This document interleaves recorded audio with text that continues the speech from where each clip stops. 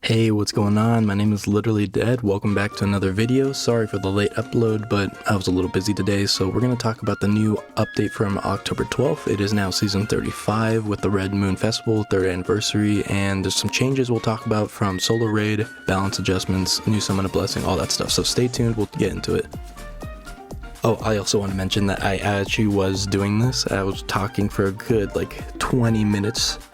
Not even 20 minutes, it was more like 15 minutes, but still, I was talking for a really long time, and I didn't realize that I wasn't recording, so I'm a little sad. So let's do this all over again. So hopefully whatever. Anyways, let's talk about the season. It's season 35 with a new battle pass skin, and this one is Rawhawk. Look at that. That is sick as fuck, right? Look at that big ass bird. Bird up, right? Hey, you guys are watching Bird Up. Right? Anyways, let's see here. This is the art for that. Look at that. That is sick as fuck. Look at the dude. He's chilling. He has a big ass bird right behind him with the big wings. It is sick. And then on the sprite, you can really see how big the bird is compared to Rawhawk. Let's see. He also has a description, so allow me to read that. The Rawhawk, the King of Skies, already a badass name. All that dwells on the land is but prey for the ones who soars the heights. The hour of our hunt has come, annihilate the targets. Pretty good. Alright, so let's see here. I'm gonna go here so we can see his animations. This is the God Pass skin for Season 35. Rawhawk, the King of Skies, has illustrations and exclusive motions, exclusive skill effects, and exclusive sound effects. So if you want to get the Battle Pass skin, go for it. You don't really have to, it doesn't change much. But if you really want the skin, I'm not gonna stop you. I mean, look at that animation, that looks sick as fuck. Boom, nice. Alright, let's see here. It is also the Red Moon Festival, the 3rd anniversary shop. So from October 20th is the opening day of King God Castle, and 2023 marks the 3rd anniversary of its opening. The 3rd anniversary products will be on the event shop together during the Raid Festival period, and the 3rd anniversary special sale products include 24 King God Pass skins that have been resold at the event store, as well as the skins resold this season. Armis, the King of Retribution, and the Demon Bull King Behemoth. So here are all the skins. Jesus Christ, that is a lot of Battle Pass skins. So I'm gonna take a second, take a sip of water. Feel free to pause and check out all these skins. And yeah.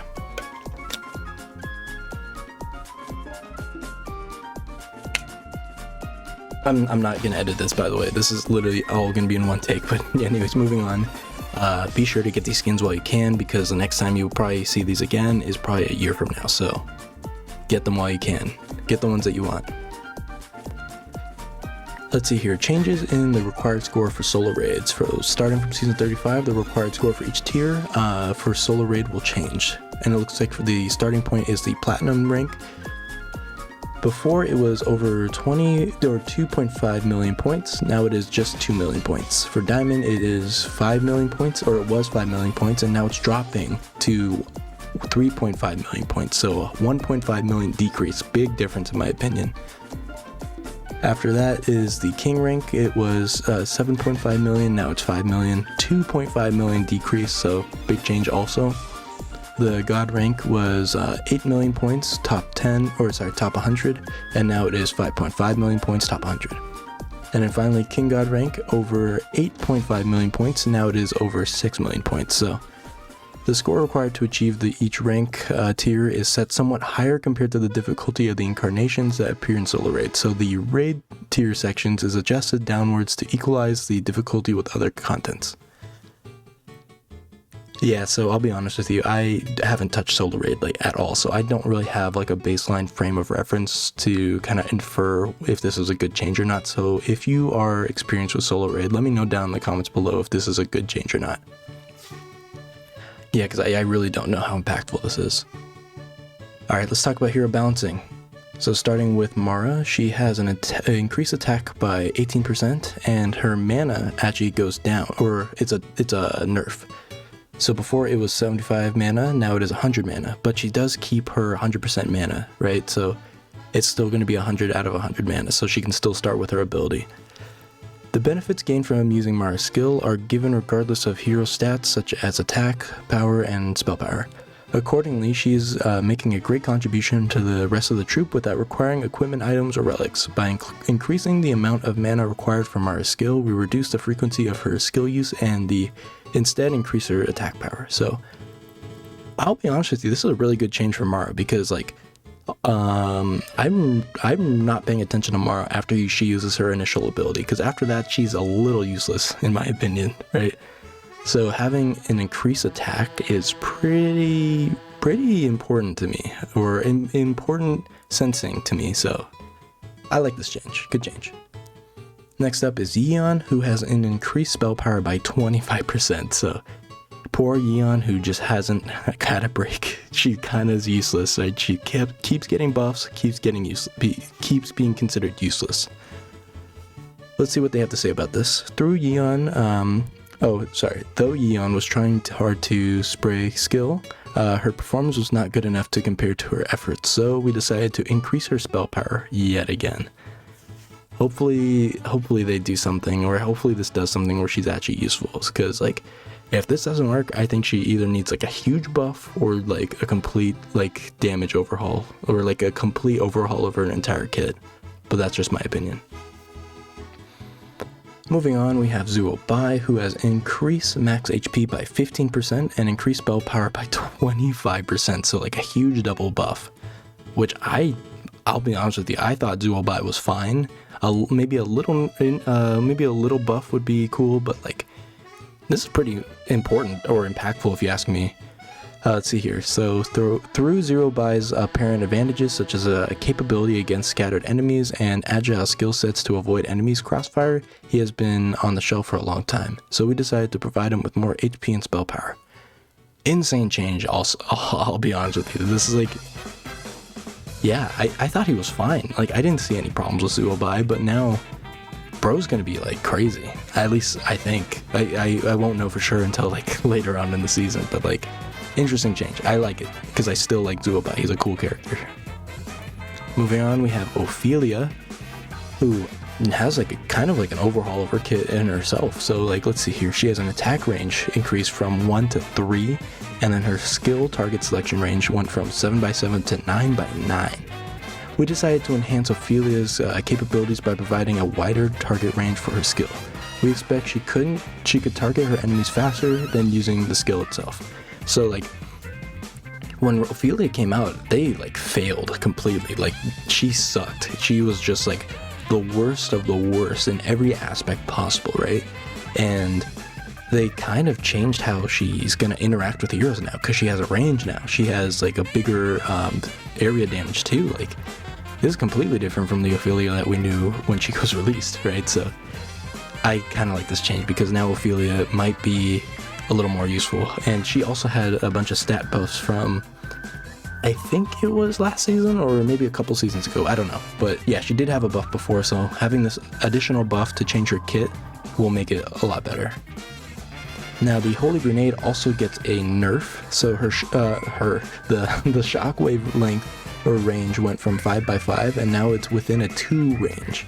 The Holy Grenade had various power capabilities, including mighty block removal and mana burn, so they decided to adjust the range of shockwaves as it is currently excessively wide, considering the potential from its various disruptive effects.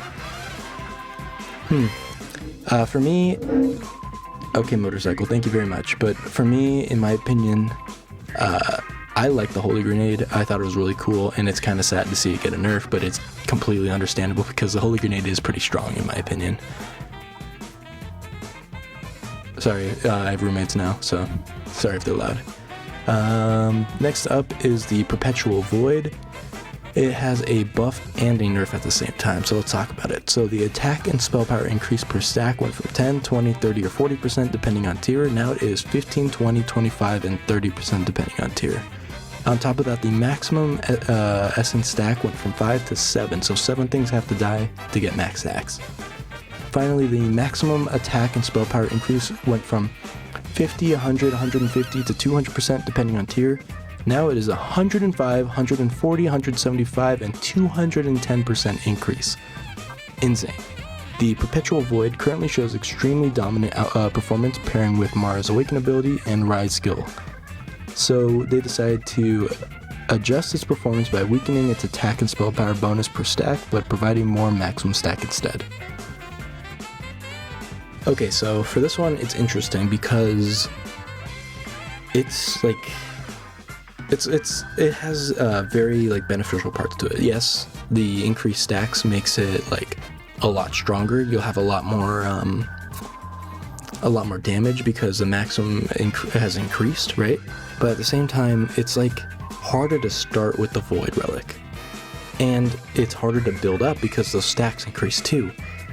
The way I see it is like it is becoming like way more niche in my opinion. So like now it's like the Void Relic is going to be completely useless unless you have Mara and Rai, right? So like I don't know. In my opinion, it just kind of like turns the Void Relic into like a very niche, very like specific relic to use. So I don't know about that, but whatever. They could do what they want. Let's see, it is also the new Summon of Blessing. It is here. You can get a higher chance of getting Victoria or Rawhawk. Looks like they are considered the Gallop and Soar because, yes, Victoria has a horse, and then Rawhawk has a big-ass bird. So yeah, get them while you can. Cool. And then they have one new skin for the event. The Red Moon Festival theme skin will be added. It is the Red Moon Ian. Look at that. He's kind of dripped out. He actually kind of reminds me of what is it called? The Battle Pass skin for Armis, and it also reminds me of another one. I think it's one of Leica's skins. I can't think of it right now, so yeah, I can't think of it. Let me know down in the comments below what it was, because I have no idea. I could like edit in after the fact, but I kind of don't care. Anyways, Red Moon Ian can be purchased with 119 gems or 24 skin tokens, and it's only available, or you can only purchase it with the tokens during the event period. The Red Moon Ian has exclusive skill effects and is released with 2 chroma skins. You can purchase those Red Moon Ian chroma skins for 24 gems or 5 skin tokens. Here's what it looks like, and I'll be honest with you, this is sick as fuck, because like look at that, because I like the red effect. It's very striking, right? It's very like nice to contrast with the very dark elements that he has, so I like it. Pretty cool. Other changes.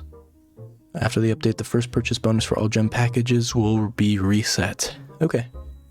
That's not the last thing I wanted to talk about. Oh, actually, let's rank these skins. So this Ian skin, it's pretty solid, honestly. I like it a lot. So I'm gonna rank this an 8 out of 10. And the Rawhawk skin, I like it a lot too. There it is. Big ass bird. I think because of the big bird, I'm gonna give it like an 8.75 out of 10. Pretty cool. It hasn't grown on me yet though, for me to like rank it higher, but as of right now, it's definitely an 8.75. Alright, let's talk about the season 35 announcement. So it is the solo raid. For that, it is the Blood Incarnate and the Greed Incarnate, so plan accordingly for that. And then for the Alliance raid, it's the Giant Incarnate, Greed Incarnate, Hero Incarnate, and Blacksmith Incarnate. Very interesting quad, so gotta plan accordingly for that. And for Arena, let's talk about some of those changes. So for the Arena invasion change, it is going to be for Chapter 7. So if you are struggling in Chapter 7 for like new players, you gotta like think about that. Let's see. The rank/score soft reset. There it is. I'm not going to read everything here. There's new products restocked for the Arena shop. The Grand Arena has global buff down.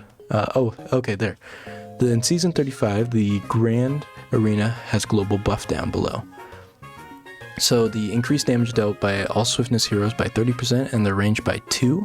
Increased max HP for all ally heroes by 20% for every West region hero. Max 60%. So you gotta find those swift West heroes, right? So there you go.